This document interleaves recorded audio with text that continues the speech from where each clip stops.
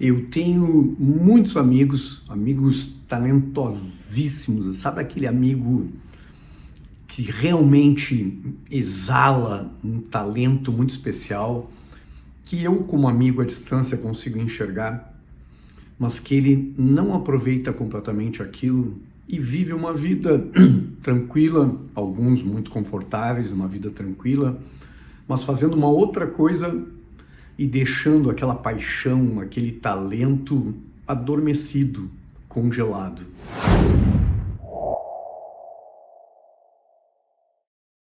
E eu queria falar para você hoje sobre isso, sobre o que muita gente faz, que para mim assim é um grande pecado, é acobertar, silenciar, né? Esquecer, congelar aquela grande paixão e viver uma vida morna muitas vezes, uma vida às vezes até confortável, mas uma vida com pouco significado com aquilo que poderia ser transformador. Então fica comigo aqui que eu trago uma analogia muito legal da minha infância para compreender essa ideia de viver sem aproveitar os próprios talentos, as próprias paixões. Se você está comigo aqui no YouTube, puta, eu fico muito feliz, muito grato, muito honrado aqui com a sua presença. E se você não está inscrito ainda no canal, se inscreve no canal, deixa uma mensagem para mim aqui para eu poder olhar todas as mensagens.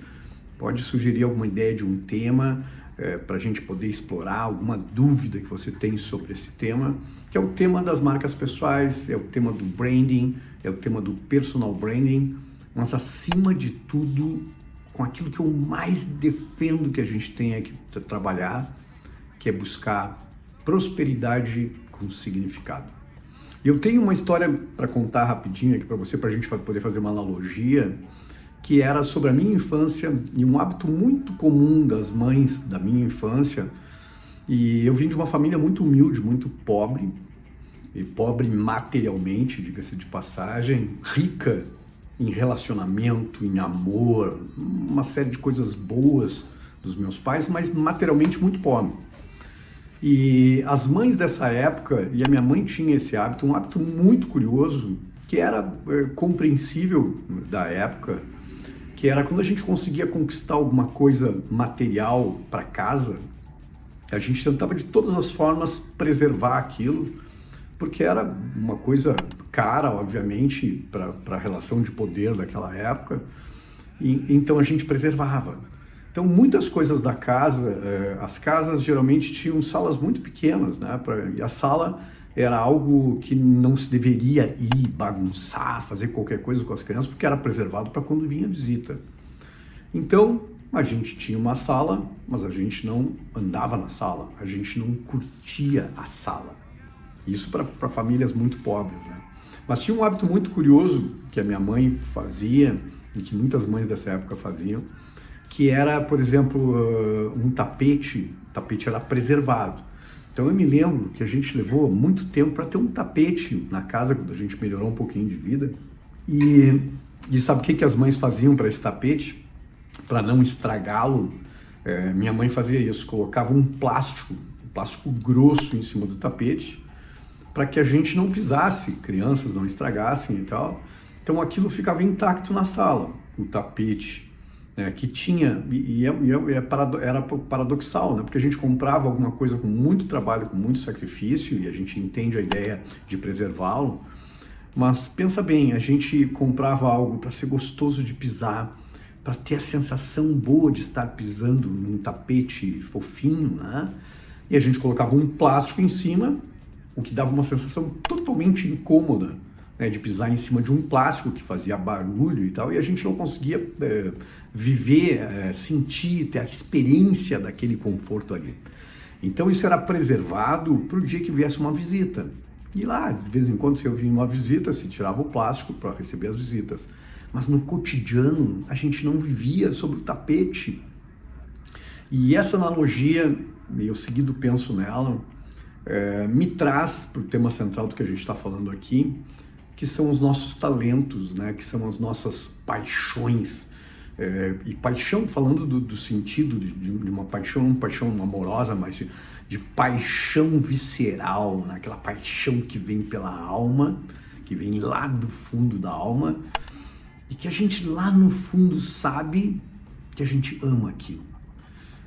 Eu gosto da ideia da gente pensar o seguinte: o que eu poderia fazer para o mundo que eu amo fazer, que eu gosto de fazer, que eu faria com uma entrega brutal, assim, de todas as minhas entranhas para fazer aquilo, se eu não precisasse de dinheiro? Essa é uma boa pergunta para a gente fazer. Se eu não precisasse ganhar dinheiro, o que eu faria? Porque aí tem um indicativo daquilo que talvez esteja dentro da gente, que eu chamo assim de uma paixão sobre aquele nosso talento. E Robert Greene defende isso. Todo mundo nasceu com um talento. Todos nós temos um talento.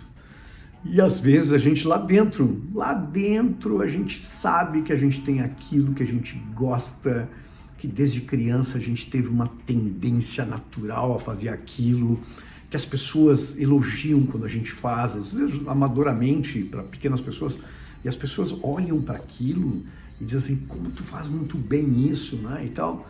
Mas a gente, ao longo da vida, muitas vezes, e a maioria das pessoas, pegou um caminho diferente.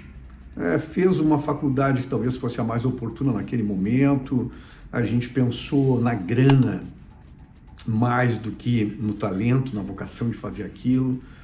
Muita gente, depois de uma certa idade, se estabeleceu naquela profissão, né, vive daquela profissão, paga os boletos naquela profissão e tal. Então, sente muito difícil poder fazer uma migração e poder usar aquilo. E aí, eu diria que fazer isso é uma coisa totalmente sem sentido, porque é exatamente como a minha mãe fazia. Colocava o plástico em cima de algo maravilhoso que a gente deveria sentir, e a gente passou a vida, na infância, sem poder sentir aquilo, entende? Não sei se aconteceu com você também, me fala aqui, porque era muito comum. Estou falando aqui dos anos 60, início dos anos 70, porque eu sou muito velho, mas era um hábito bastante comum das famílias pobres. Então a gente deveria pensar que muitas vezes, e é isso que eu quero provocar em você, ter um talento, saber que tem um talento, saber que tem algo inspirador dentro de você, algo que realmente poderia ser assim, aliar e se tornar o motor econômico da sua vida, fazendo o que gosta. Sabe quando a gente tem assim, se encontra e acha que tem o encaixe perfeito? Pensa sobre isso. E a gente faz aquilo que a gente faz e a gente sabe assim, ó, eu nasci para fazer isso. Eu gosto de fazer isso. Eu vivo para fazer isso. Estudar sobre isso não é trabalho, é diversão.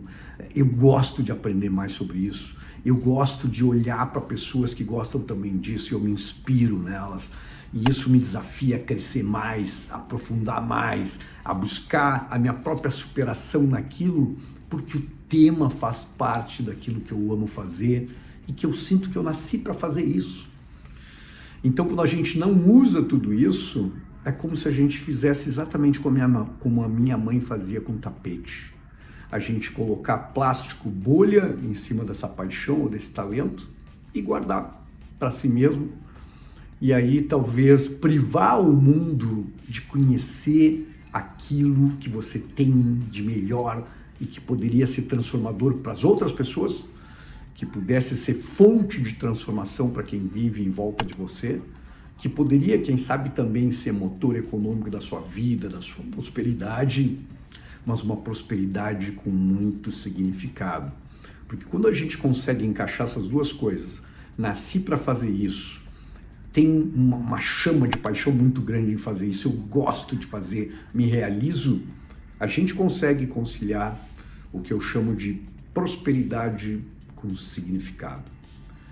Prosperidade material, busca de conforto, de crescimento, de tudo isso, mas que me dá significado, que me dá sentido de legado, que me faz dormir de noite muito orgulhoso pela transformação que eu estou fazendo.